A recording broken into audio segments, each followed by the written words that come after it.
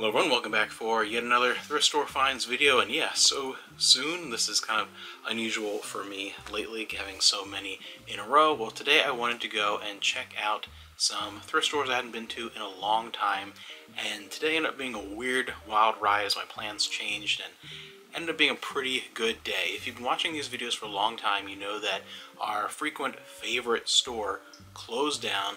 Well, the aspect of it that was worth going to closed down, and so I started going to a totally different Goodwill outlet, the bins in the complete opposite direction.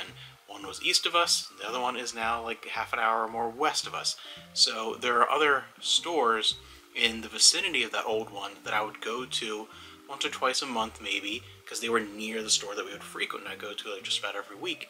Well, since I've been going to that one, I haven't been going to those other ones either, so I decided to I haven't been to some of them in almost 2 years, so I'm going to go out today and just kind of check them out. Do a little side thing, and then next week I'm going to do one last trip to the bins and the month. That was my plan.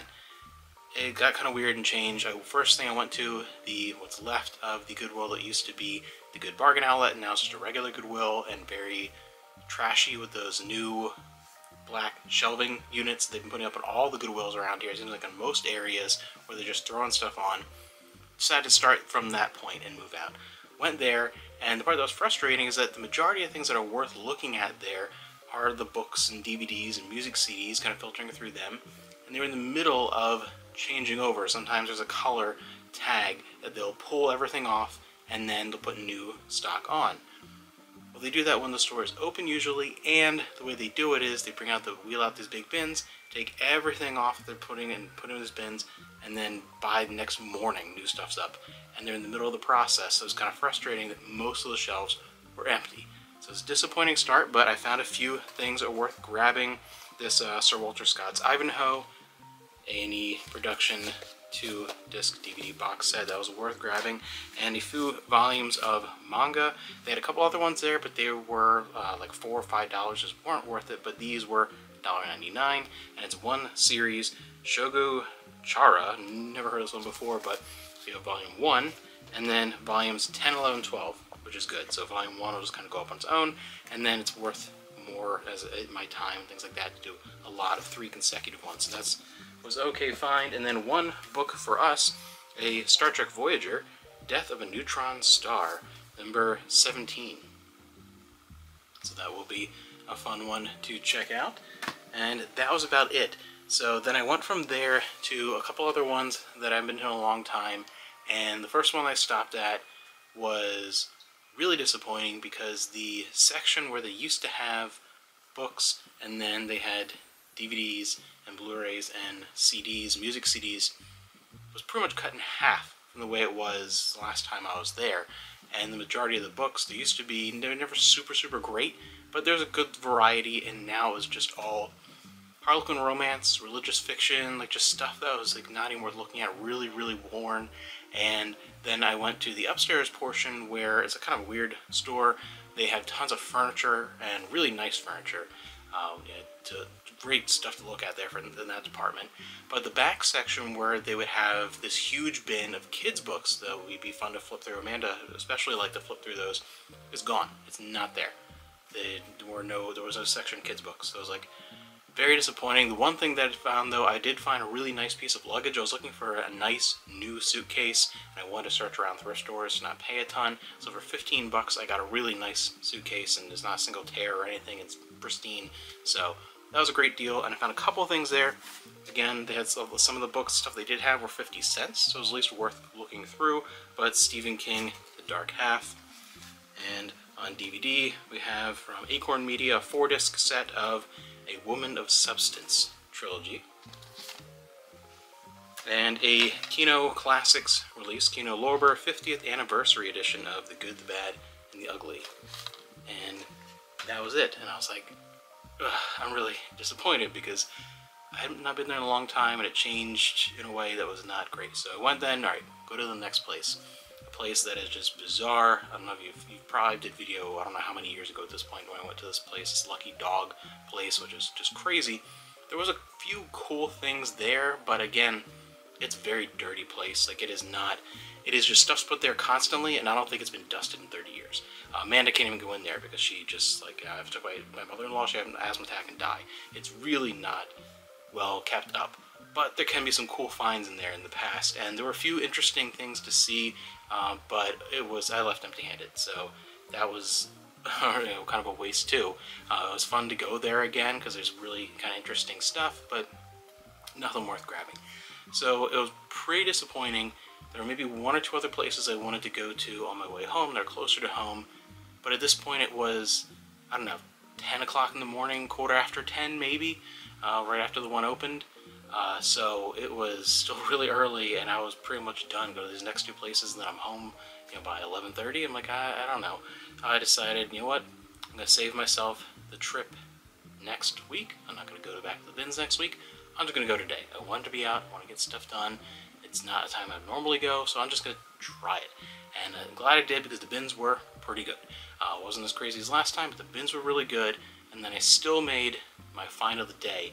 Was at the last stop after the bins. But first, let's go through what I found in the bargain bins, the usual stack of DVDs and everything. And I'm like, you know what, I'm just going to make a day out of this, go into the thrift stores and stuff, and then just not go next week. Save myself the trip. So we have Super Furball, No Reservations, widescreen edition of March of the Penguins, the uncut international version, so the good version of Leon the Professional, with the 24 minutes that were cut from the original US release, which that release is bizarre. Half of it doesn't make any sense, like it's missing so much, but it's a regular DVD of that. First Night, An American Haunting, a sealed copy of 27 Dresses, Thomas and Friends, It's Great to Be an Engine, a sealed copy of the Care Bears movie, Hot Wheels, Acceleracers Ignition, a series of unfortunate events, 3 to Tango, which is a romantic comedy I've not heard of before in this old Warner Snapcase, starring the 90s. It has Neve Campbell, Matthew Perry, and Dylan McDermott, and all kinds of people from lots of 90s TV shows and movies from early 2000s. The 300 Spartans, yes, 300 before 300. So 300 Spartans. This interesting looking horror movie, Fido, widescreen edition. I think this is a horror comedy. I've never heard of this before, but that was kind of interesting. Brokeback Mountain, the Disney Princess Stories, Volume 3. Part of that, this Charlton Heston Presents the Bible, The Passion. There's a whole series that he did. iCarly, Berry Bunny Adventures, School for Scoundrels, The Tracy Anderson Method, The Departed, Pirates of the Caribbean at World's End, third one of those, Remember Me,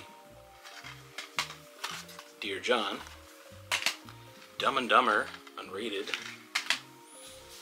the short-lived Battlestar Galactica 1980, The Tortoise and the Hare, classic Disney animation, Black Stallion, Enemy at the Gates, Chow Yun-Fat in The Replacement Killers, Jet Li in Black Mask, Blu-ray DVD combo of Paper Towns, Sandra Bullock, looks like another romantic comedy of Fool and His Money.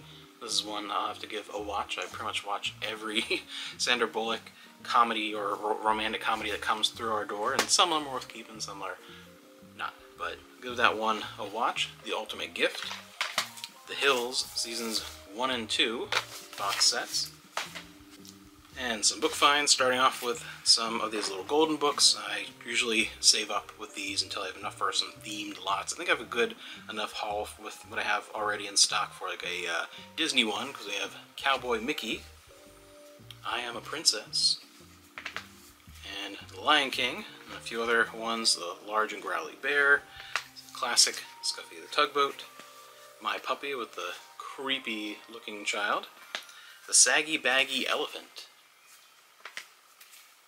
and we have Little Cottontail. So some of those, a few other things, including like a lot of more like kind of Pango kind of oddball stuff. They're in really good shape though. The Shadow of Blackbirds, one of the Animal Arc books, Lost in Paris, Frog Music, Part of the Witcher series. This one has a Netflix cover and looks like it from the game. So one of the redone covers, the Tower of Swallows. Interesting. One of the I Survived story packs. This is Nature Attacks. Pocket O. Henry, The Art of Loving.